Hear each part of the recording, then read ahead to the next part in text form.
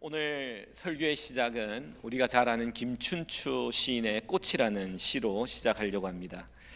그 시의 전반부에 보면 이런 내용이 있습니다. 내가 그의 이름을 불러주기 전에는 그는 다만 하나의 몸짓에 지나지 않았다. 내가 그의 이름을 불러주었을 때 그는 나에게로 와 꽃이 되었다. 여러분, 이 시는요 얼마나 이름이 중요한지를 이야기하고 있습니다. 여러분, 우리가 이름 없이 만나면요 그 사람은 군중 속에, 무리 속에 있었던 한 사람으로 너무나 쉽게 잊어버립니다. 그러나 우리가 이름을 교환하고 이름을 알고 그 이름을 부르면 그 사람은 그 이름으로 기억되는 존재가 됩니다. 예를 들어 우리가 들판을 가는데 많은 꽃들이 있는 곳을 지나갈 때 이름 모를 꽃들은 다 잊혀집니다. 그런데 그 꽃들 가운데 내가 아는 이름이 있는 꽃들을 보면 그 꽃은 잊어버리지 않기 때문입니다. 그 꽃은 더 이상 몸짓이 아니라 그 이름을 가진 그 꽃의 존재의 의미로 나에게 다가오는 것입니다. 이렇게 이름은 중요합니다. 여러분, 그래서 이름이 중요하기 때문에 우리는 자녀들의 이름을 지을 때 이름을 잘 지어야 합니다. 그리고 우리 자신의 이름은 이미 지어졌지만 이 이름을 해석을 잘해야 됩니다. 부모님이나 또는 우리 조부모님이 믿음이 있어 좋은 믿음의 이름을 지어줬다면 상관없지만 그냥 세상적인 이름을 지어줬다면 우리는 그 이름을 영적으로 해석해서 다르게 여러분의 이름을 해석해야 됩니다. 저 이름은 영락입니다. 여러분, 한문으로 보면요 이 할아버지께서 이제 영혼이 즐거운 사람이 되라 영락이라 지었는데 저는 그 이름이 너무 좋습니다. 저희 할아버님 성함은요 3자 1자예요. 3일입니다. 그래서 제가 물어봤어요. 할아버지 왜 이름이 이렇냐고. 그러니까 이름을 바꿨대요. 왜 바꿨냐면은 3일 예배 때 은혜 받아가지고 수요 예배 때 은혜 받아 3일로 바꿨다 그러시더라고요. 그러니까 여러분, 이름을 어떻게 해석하느냐가 중요해요. 여러분, 우리의 이름은 어떻게 해석되고 있습니까? 왜 이름이 중요하냐? 해석이 중요하냐? 왜냐하면 우리는 그 이름이 늘 불려지기 때문입니다. 불려지다 보면요 그 이름의 의미가 나의 것이 되고 내 인생이 되고 내 운명이 됩니다. 그래서 우리가 자녀들의 이름을 잘 지어야 되고 그 이름을 자주 불러줘야 되고 좋은 의미로 불러줄 때 그 인생은 내가 불러주는, 지어준 그 좋은 의미로 인생이 흘러가게 된다는 겁니다. 제가 자녀들 가진 집을 신방할 때 저번에 누가복음 2장 40절 또는 52절로 신방을 한다지만 때로 아이를 낳았을 때 이렇게 질문합니다. 아이 이름이 뭐냐고, 아이 이름을 뭐라고 지었느냐고, 왜 그렇게 지었느냐고 그 의도를 듣습니다. 그게 듣고 난 다음에 저는 기도하면서 성경적으로 그 의미가 무슨 의미인지를 가서 신방에서 알려줍니다. 그리고 이 아이의 이름을 부를 때 꼭 이런 믿음으로 이 아이의 이름을 부르면 이 아이는 부모가 믿는 믿음 그대로 그 인생이 그렇게 흘러갈 것이다 라고 신방을 하곤 합니다. 여러분, 이렇게 이름이 중요합니다. 오늘 본문에 보면은 세례 요한이 탄생하는데 그 이름을 요한이라고 짓습니다. 이름을 요한이라고 짓는 에피소드가 오늘 본문에 나와 있습니다. 그런데 친족들은 사가랴라고 짓고 싶어 합니다. 왜냐하면 이 이름에 짓는 그 당시 전통이 뭐냐면은 부모나 조부모나 조상 중에 유명한 사람의 이름을 따라 짓거든요. 그래서 2세, 3세, 주니어, 시니어 막 이런 것이 서양에 아직 흘러내려오는 그런 흔적입니다. 그래서 사가랴라고 짓고 싶어 합니다. 사가랴와 같은 위대한 이 아버지와 같은 아들이 되기를 원한다고 친족들은 사가랴의 이름을 고집하는데 이 사가랴와 엘리사벳은 요한이라고 부릅니다. 왜 요한이라고 부르냐? 요한은 하나님이 지어준 이름이기 때문입니다. 이 요한이라는 이름은 뜻은 은혜란 뜻입니다. 하나님의 은혜.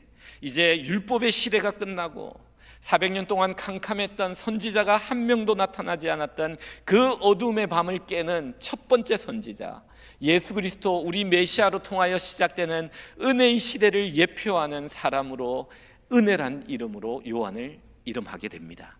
그런데요 그뿐만 아니라 사가랴와 엘리사벳에게 이 아들은 은혜와 같은 선물이었습니다. 가질 수 없는 그 사가랴와 엘리사벳을 준 이 아들 이름이 바로 요한이었던 겁니다. 오늘 저는 이 요한이라는 이름을 짓는 사가랴와 엘리사벳의 이 사건들 가운데 특별히 사가랴에게 집중해서 하나님이 우리에게 주시는 영적인 교훈을 세 가지로 좀 생각해 보고자 합니다. 먼저 첫 번째입니다. 여러분, 벙어리가 되는 것이 하나님의 은혜임을 아셔야 됩니다. 벙어리가 되는 것이 좀 심하게 말하면 하나님의 기적임을 아셔야 됩니다. 우리는 생각할 때 이렇게 생각합니다. 벙어리가 말 못하던 사람이 말을 하게 되면 기적이라고 생각합니다. 하나님의 크신 은혜라고 생각합니다. 그리고 벙어리가 되는 것은 하나님의 징계요 저주라고 생각합니다. 그러나 오늘 성경을 보면, 그리고 우리가 다른 성경을 읽어보면 꼭 그렇지만 않습니다. 하나님의 은혜는요, 벙어리가 되는 것도 하나님의 은혜요, 그 사람이 말을 잘하다가 말을 못하는 어떤 어려움에 닥치는 것도 하나님의 기적임을 우리는 발견하게 됩니다. 왜 여러분 벙어리가 되는 것이 하나님의 기적입니까? 바로 여러분, 우리가 어려운 일을 당하는 이 벙어리와 같은 사건은요, 우리가 작은 것을 잃고 큰 것을 얻는 시간이기 때문입니다. 나의 작은 것을 잃고 큰 것을 얻을 뿐만 아니라 전에 알지 못하는 것을 벙어리가 됨으로 깨닫는 시간입니다. 벙어리가 되기 전에는 끊지 못했는데 벙어리가 되고 나서 끊어버리는 하늘의 역사, 기적이 나타나기 때문입니다. 사가랴는요, 의심했습니다. 사실 그는 아이를 달라고 기도했습니다. 근데 하나님이 아이를 점점 주지 않으셨어요. 나이가 들었습니다. 근데 하나님이 나타나서 아이를 주겠다는데 자기 나이가 너무 많은 거예요. 그때 의심합니다. 환경을 보고 의심합니다. 이때 하나님은 그를 벙어리로 만드십니다. 벙어리를 통해서 그로 하여금 그 속에 있는 의심을 완전히 제거시킵니다. 온전히 하나님만을 믿도록 합니다. 환경을 뛰어 역사하시는 하나님만을 붙잡는 사람으로 그를 변화시킵니다. 의심의 사람에서 믿음의 사람으로, 믿음의 사람에서 확신의 사람으로 변화시킵니다. 엘리사벳의 뱃속에는요, 세례요한 태아가 점점 자라고 있었지만 이 9개월 동안 사가랴의 마음속에는요, 하나님을 향한 믿음이 점점 자라고 있었습니다. 오늘 본문에 보면은 그는 벙어리가 되었을 뿐만 아니라 듣지도 못했어요. 그래서 대화를 할 때 몸짓으로 대화하는 모습을 봅니다. 여러분, 그것은 무엇을 의미하느냐? 그는 9개월 동안 벙어리가 되는 은혜 가운데 세상과 단절한 상태로 오직 하나님과 교제하며 하나님께 깊이 뿌리 박는 놀라운 믿음의 사람으로 변화되고 있었다는 것입니다. 사랑하는 성도 여러분, 우리가 인생을 살 때 이 사가랴와 같은 인생의 위기를 맞이할 때가 있습니다. 이 위기를 많은 우리 신앙의 선배들은 이렇게 부릅니다. 위기는 위험한 기회이다. 여러분, 이 위기는요, 위험한 기회라고 부릅니다. 왜 그러냐? 이 위기는 위험이 될 수도 있고 또 이것은 기회도 될 수 있기 때문입니다. 우리에게 찾아온 이 위기를 우리가 어떻게 보내느냐에 따라 이것이 위험이 되기도 하고 내 인생에 큰 위험이 되기도 하고 내 인생에 놀라운 기회가 될 수도 있다는 겁니다. 사가랴는 이 위기의 상황 속에 이 벙어리의 시간을 기적의 시간으로 바꿉니다. 어떻게 했습니까? 자신에게 있었던 의심을 주님 앞에 온전히 회개하며 내려놓고 오직 주님만을 붙잡는 놀라운 믿음의 사람으로 바뀝니다. 이제 결단합니다. 내 생각대로 살지 않고 내 환경을 보며 하나님을 제한하지 않고 오직 하나님만을 믿기로, 하나님의 말씀대로 살기로 결단하는 그의 모습이 보입니다. 여러분, 그 힌트가 63절에 나타납니다. 우리 63절 한번 띄워주시죠. 우리 63절 같이 한번 읽겠습니다. 시작.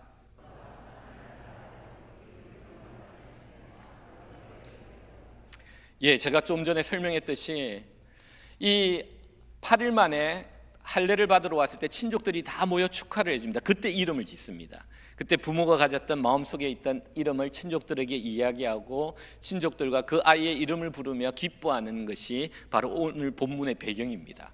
그런데 엘리사벳이, 사가랴가 말을 못하고 듣지 못하고 있으니까 엘리사벳이 그 모인 사람들에게 이름을 요한이라고 하겠다는 거예요.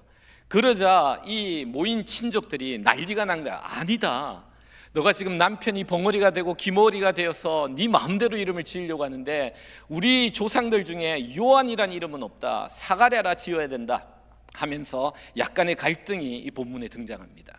그러자 이 친족들은 그러면 우리가 사가랴에 가서 물어보겠다면서 사가랴에 가서 물어봅니다.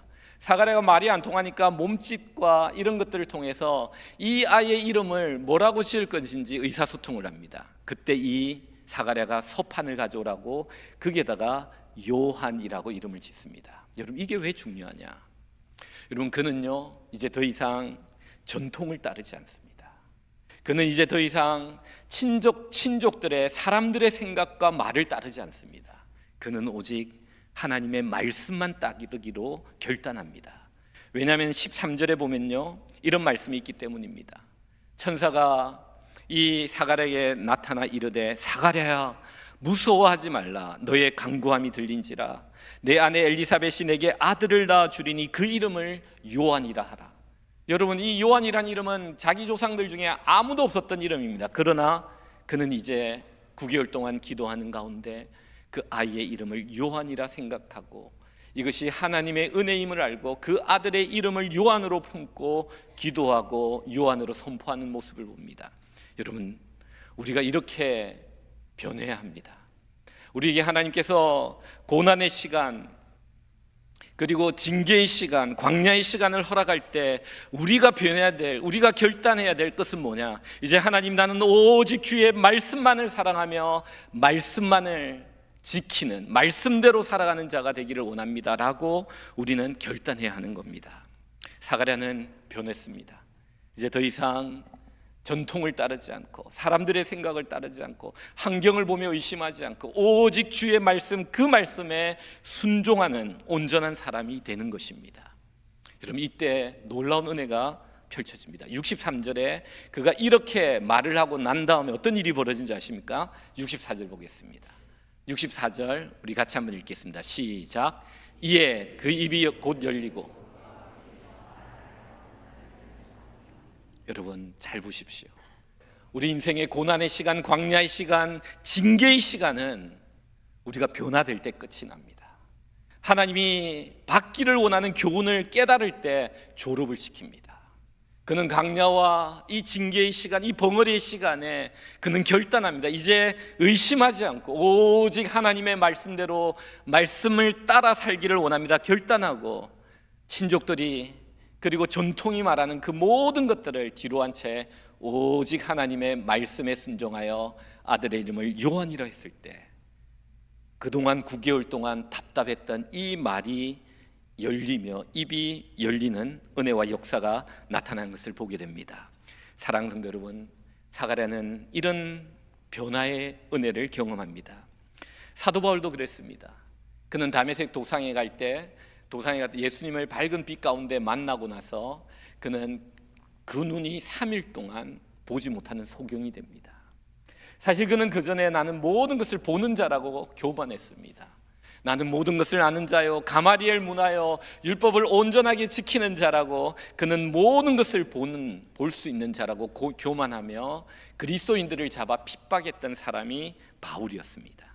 그러나 그가 소경이 되었다가 3일 동안 보지 못한 기도하는 시간을 갖고 그 눈에 비늘이, 안수할 때 비늘이 벗겨지면서 이제 새로운 것이 보이기 시작합니다. 여러분, 그때는요 그의 시각이 달라집니다. 자기가 가졌던 그 모든 것들을 배설물로 여기는 사람이 됩니다. 사랑하는 성도 여러분, 이걸 기억하십시오. 우리 인생의 위기는 찾아옵니다. 근데 이것이 위험이 되기도 하고 기회가 되기도 합니다.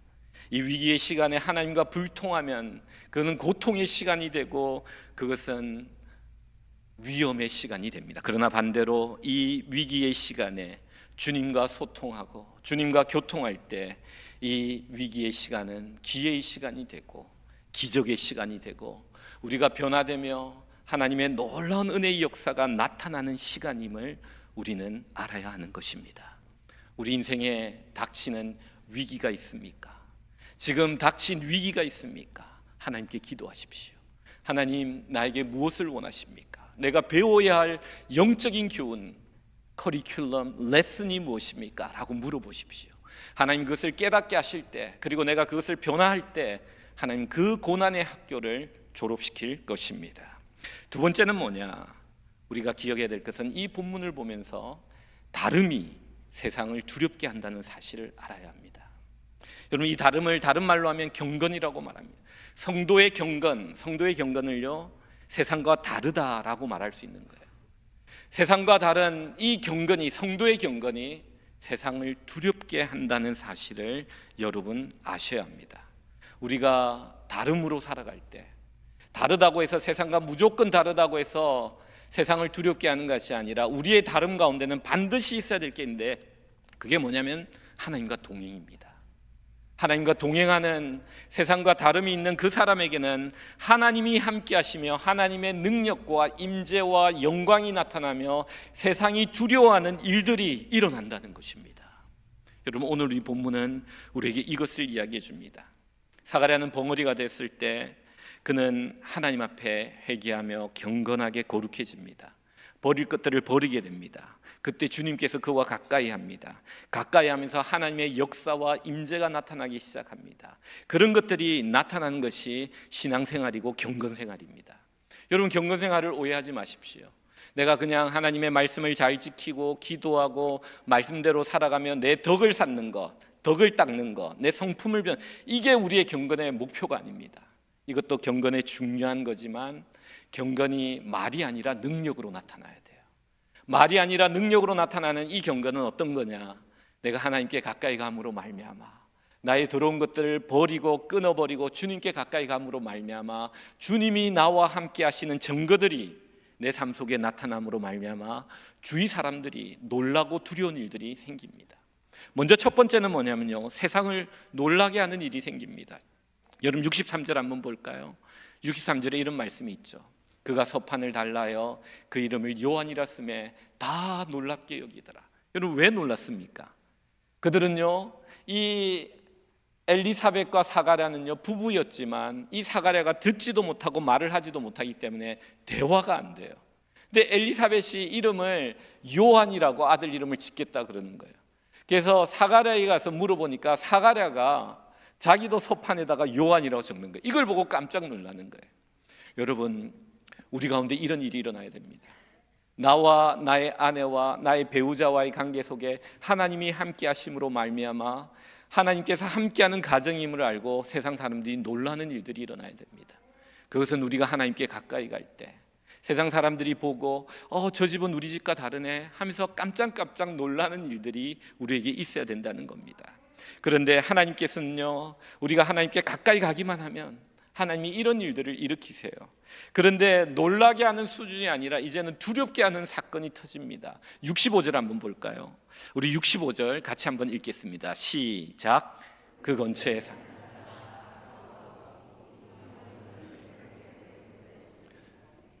아니, 이제는 사가랴를 두려워하기 시작합니다.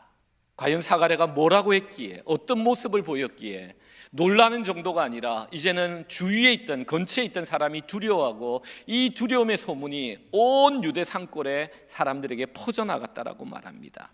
여러분, 어떤 일이 있었는지 64절을 한번 볼까요? 그가 이렇게 말합니다. 이에 그 입이 곧 열리고 혀가 풀리며 말을 하여 하나님을 찬송하니. 여러분, 우리가 여기서 하나 발견할 수 있는 것은 그들의 두려움은요, 벙어리로 9개월 동안 있던 자가 말을 하기 시작하면서 그들은 두려워합니다. 그런데 여기는 우리가 한번 생각해 볼 문제가 있습니다. 그가 단지 기적을 체험한, 기적이 나타나는 하나님의 임재와 하나님의 신령한 은혜로 입이 막혔다가 입이 열리는 이 사건만으로 사람들이 두려워했다고 보기는 힘듭니다.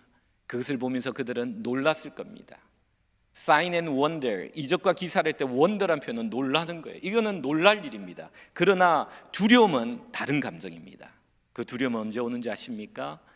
그 다음 말에 있습니다. 혀가 풀리며 말을 하는데 하나님을 찬송하니. 여러분, 여기에 다름의 영성이 있습니다. 이 사가랴가 가졌던 다름의 영성, 여러분, 우리는 그것을 볼 수 있어야 됩니다. 그가 말이 열리면서 이전과 똑같은 말을 했다면 사람들은 놀랐을 겁니다. 와, 말이 풀렸네, 입이 열렸네, 다시 말하네 하며 놀라고 기뻐했을 겁니다. 그런데 그 입에서 나오는 말이 이전의 말과 완전히 달라진 거예요. 그는 깨끗한 영성으로, 깨끗해진 9개월 동안의 그 입으로 제일 먼저 하나님을 찬송합니다. 하나님, 나에게 일어난 모든 것들은 하나님의 영광을 나타내기 위한 일이었습니다 하고, 찬송에 대한 내용 기록은 없지만 그가 찬송을 합니다. 이 모습이 하나님의 임재와 하나님의 영광이 나타나는 모습이었고, 주위 사람이 두려워할 정도의 다른 영성을 가진 사람으로 변화되었다는 것입니다. 사랑하는 성도 여러분, 우리는 이걸 보아야 됩니다. 예수님께서 이런 이야기를 하세요. 10명의 문둥병자를 고치십니다. 10명의 문둥병자를 불쌍히 여기시고 고치시는데 10명이 다 나음을 받았어요. 제사장에게 가다가 다 나음을 받고 너무 기뻐 9명은요 자기 집으로 다 흩어져 갑니다. 근데 오직 한 사람만 예수님께 와서 살해를 했다라고 말합니다. 감사하다고 선물을 하나님 예수님께 드립니다. 그때 예수님이 뭐라고 하시냐면 이렇게 말합니다. 나음을 받은 사람, 그 나음을 받은 9명은 도대체 어디에 있느냐라고 말합니다. 여러분, 이게 우리의 모습입니다. 이 사람은 다름의 영성을 가진 사람입니다. 제가 목회를 하면서 보면요, 병들고 아프고 그러면요 교회 와서 기도하는 사람이 많습니다. 이건 당연한 거예요. 주님을 붙잡는 거죠. 아름다운 거고 당연한 겁니다. 그런데요, 일이 잘 되고 건강하고 하나님 주신 축복이 너무 넘치고 감사해서 그 감사로 인해 교회 와서 기도하는 그런 사람은 10명 중에 1명꼴로 찾을 수 있다는 거예요. 여러분 한번 생각해 보십시오. 병원에 수술하러 가기 전에는요 교회 들렸다가 진지하게 기도하고 목사님 만나면 기도받고 갑니다. 그런데 수술 잘 돼가지고 회복이 잘 돼가지고 퇴원할 때 교회 가서 기도하고 가는 사람 찾기 힘듭니다. 이게 다름이에요. 여러분, 그는 하나님께서 이 은혜를 베풀어 주실 때 그는 입에 다른 영성이 나타납니다. 그는 입이 풀리며 하나님을 찬송합니다. 보통 사람 같으면요, 제가 상상을 해보았습니다. 이렇게 말했을 겁니다. 여러분 한번 생각해 보십시오. 벙어리 9개월 있다가 입이 딱 풀렸을 때 이렇게 말하는 사람이 있었을 거예요. 와, 죽다 살아났다. 답답해 미치는 줄 알았다. 이렇게 말하는 사람이 있지 않았을까요? 또 어떤 사람이 있을까요? 아내를 보면서, 이 사람 좀 나은 사람이에요. 아내를 보면서 여보, 엘리사벳 여보, 너무 수고 많았어. 아들을 낳아줘. 너무 고맙소. 이런 말도 할 수 있는 거예요. 그런데요, 오늘 이 본문에 보면은 사가랴는 그 깨끗한 입술로 이 모든 일들을 인도하시고 이루신 그 하나님을 높여 찬양하는 모습을 봅니다. 여러분, 여기에 다름의 영성이 있는 겁니다. 우리는 이 다름의 영성으로 세상을 두렵게 하는 자가 돼야 돼요. 내가 다르게 살아감으로, 다르게 생각하고, 다르게 말하고, 다르게 감정 표현을 하고, 다르게 언행을 하고, 다르게 반응함으로 말미암아 다른 사람들이 보면서 두려워하는 존재가 돼요. 나에게 임재하시는, 나와 동행하시는, 나와 함께 하시는, 내가 아니라 나와 함께 하시는 그 하나님의 영광이 이 세상을 두렵게 하는 자가 되어야 된다는 거예요. 베드로가 예수님을 만났을 때 이런 일이 일어납니다. 두 번째 만났을 때입니다. 예수님께서 베드로에게 설교하기 위해 무리가 많으니 배를 좀 태워달라고 합니다. 베드로는 예수님을 태워 물가로 띄워가지고 해안가에 있는 사람들에게 예수님이 설교를 쭉 하십니다. 설교를 다 하고 예수님이 베드로에게 이렇게 말합니다. 깊은 곳에 가서 그물을 던져라. 속으로 생각합니다. 그 당시에 깊은 곳은요, 밤에 물고기가 없어요. 그리고 그는 밤새도록 물고기를 다 잡다가 허탕쳤거든요. 근데 그 말은 내가 밤새도록 물고기를 잡았으나 잡지 못했으나 주님의 말씀에 의지하여 그물을 내리리, 이 말이 있잖아요. 잘 해석해 보면은 내가 밤새도록 노력하고 수고했는데 없을 겁니다. 그런데 선생님이 말씀하니까 내가 그물을 내리겠습니다, 이런 모습이거든요. 근데 그물을 내렸습니다. 근데 그물이 찢어지도록 잡힙니다. 혼자 올릴 수 없어가지고 세베대 야고보 요한 아들 불러가지고 같이 그물을 올리는데요, 그는 이런 고백을 합니다. 여러분 같으면 여러분의 반응은 어땠을까요? 예수님 감사합니다. 이렇게 많은 물고기를 주시다니, 이런 많은 축복을 주시다니요, 감사합니다 라고 기도했을 거예요. 그러나 베드로는 이렇게 말합니다. 예수님, 주님, 저는 죄인입니다. 저를 떠나시옵소서. 왜 이런 고백을 했을까요? 만선보다, 축복보다, 하나님 주신 그 놀라운 은혜보다 귀한 고백이 바로 이 고백입니다. 그는 예수님에서 하나님의 신성을 느꼈어요. 인간의 마음을 보시는 하나님, 바다속 깊은 열길의 물속을 알 뿐만 아니라 인간의 마음을 아시는 그 하나님 앞에 자기의 죄와 이런 것들이 깨달아지며 그분 앞에 자기가 죄인이라고 고백하는, 이걸 뭐라고 부르냐면 거룩, 홀리니스라고 불러요. 하나님의 신성 앞에 우리가 나아갈 때 느끼는 이게 경건이고 홀리니스예요. 여러분, 우리의 경건과 우리의 거룩은요, 이런 것이 돼야 됩니다. 우리의 경건과 우리의 거룩은 말이 아니라 능력이 되어야 돼요. 이 말이 아니라 능력이 되기 위해서는요, 여러분이 하나님께 가까이 갈 때 하나님 앞에 버려야 될 것 버리고, 벙어리의 시간을 통하여 버려야 될 것 버리고, 오직 하나님께 가까이 가며 하나님을 향하여 다름의 영성으로 인생을 살아갈 때 세상 사람들이 나 가운데 역사하는 그 하나님을 보고 두려움을 느끼게 된다는 겁니다. 여러분, 이 은혜가 우리 가운데 있기를 원합니다. 마지막 세 번째입니다. 세 번째는요, 성령 충만한 사람. 이 사람은요, 자녀를 축복하고 자녀를 향한 놀라운 예언을 하는 사람이 됩니다. 여러분, 67절을 한번 볼까요? 우리 67절 같이 한번 읽겠습니다. 시작.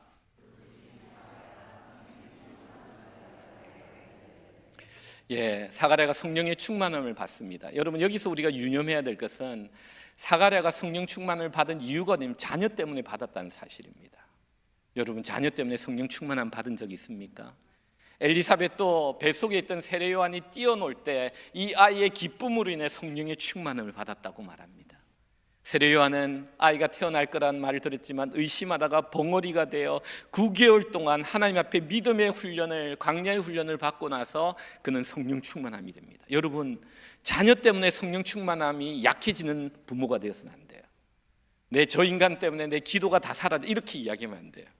자녀를 위해 기도하면서 그 자녀 때문에, 그 아픔 때문에 기도하다가 9개월 아니 1년, 2년, 3년을 위해 자녀를 위해 기도하다가 내가 성령 충만해져야 돼. 이 사가랴는 자녀로 인해 벙어리가 되고 아픔을 가지고 자신의 부족함을 보고 하나님 앞에서 훈련을 받아 이 자녀로 인해 성령 충만해집니다. 그 다음부터 그는 놀라운 변화가 일어납니다. 여러분, 인생에서 중요한 것은요, 돈을 많이 가지고 많이 가지냐 적게 가지냐가 문제가 인생의 본질이 아닙니다. 인생의 본질은요, 내가 얼마나 성령 충만함으로 자유로운 존재가 되느냐, 묶인 자가 되느냐의 차이입니다. 여러분, 신앙생활은 별거 아니에요. 내가 성령 충만함으로 묶인 것이 없어야 돼요. 내가 자유자가 되어야 돼요. 온전히 이 세상에 어떤 것도 나를 묶은 것 없이 오직 자유함으로 성령의 충만함 가운데 거해야 돼요. 예수님이 이 땅에 오신 목적을 이렇게 설교하십니다. 그가 첫 번째 설교할 때 주의 성령이 내게 임하셨으니 이는 가난한 자에게 복음을 전하게 하시려고 내게 기름을 부으시고 나를 보내사 포로된 자에게 자유를, 눈먼 자에게 다시 보게 함을 전파하며 눌린 자를 자유롭게 하고 주의 은혜의 해를 전파하게 하려 함이라. 예수님이 이 땅에 오신 목적이 우리를 성령에 충만하게 하여 묶인, 눌린 그 모든 포로된 것들로부터 자유케 하기 위함이란 거예요. 가난한 자를 부자가 되게 하기 위함이 아니라 가난한 자에게 복음을 주어 어떤 것도, 물질이나 관계나 어떤 어려움도 메인 바 없이 성령 안에서 자유자가 되기 위함, 이 성령 충만함을 주기 위함이에요. 사가랴는 이 성령 충만함을 받았습니다. 받았을 때 어떤 역사가 일어난지 아십니까? 놀라운 사실은요, 68절부터 그가 예언을 합니다. 축복을 합니다. 그런데 그 예언과 그 축복은요, 8일밖에 되지 않은 아이를 통해 하나님의 이루실 하늘의 역사를 바라보는 자가 된다는 거예요. 그는 37절에 보면 그는 그 8일밖에 태어난 지 8일밖에 안 된 이 세례 요한을 향해 너는 하나님의 선지자가 될 것이고 하나님의 앞서와서 그의 구원의 길을 예비하는 자가 될 것이다. 놀라운 예언을 이 아들에게 합니다. 여러분, 성령 충만이 뭡니까? 우리가 엘리사벳의 성령 충만을 배웠습니다. 말과 언어가 이뻐지며 이 말과 언어가 다른 사람을 위로하는 이 사람이 성령 충만한 자라고 했습니다. 오늘 사가랴, 남자들 잘 들으시기 바랍니다.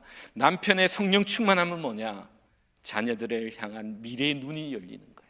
하나님이 이 자녀를 어떻게 축복할지가 보이는 거예요. 내가 기도하는 가운데, 내가 9개월의 이 아들로 인하여 기도하는 가운데, 이 아픔으로 인하여 기도하는 가운데 성령이 충만해지고 나면 자녀의 미래가 밝아 보입니다. 뭐가 되겠다는 게 무슨 직업을 가질 게 보인다는 그게 아니에요. 그는 사가랴에게 특별히 임한 하나님의 은혜고, 보통 부모들에겐요, 자녀의 미래가 밝게 보여요. 하나님이 우리 자녀를 사용하실 거다. 성령 충만하기만 하면, 하나님의 손이 이 아이 위에 함께하기만 하면 우리 자녀는 하나님의 축복받는 존재라는 게 보이게 된다는 거예요. 그 다음에 축복하는 겁니다.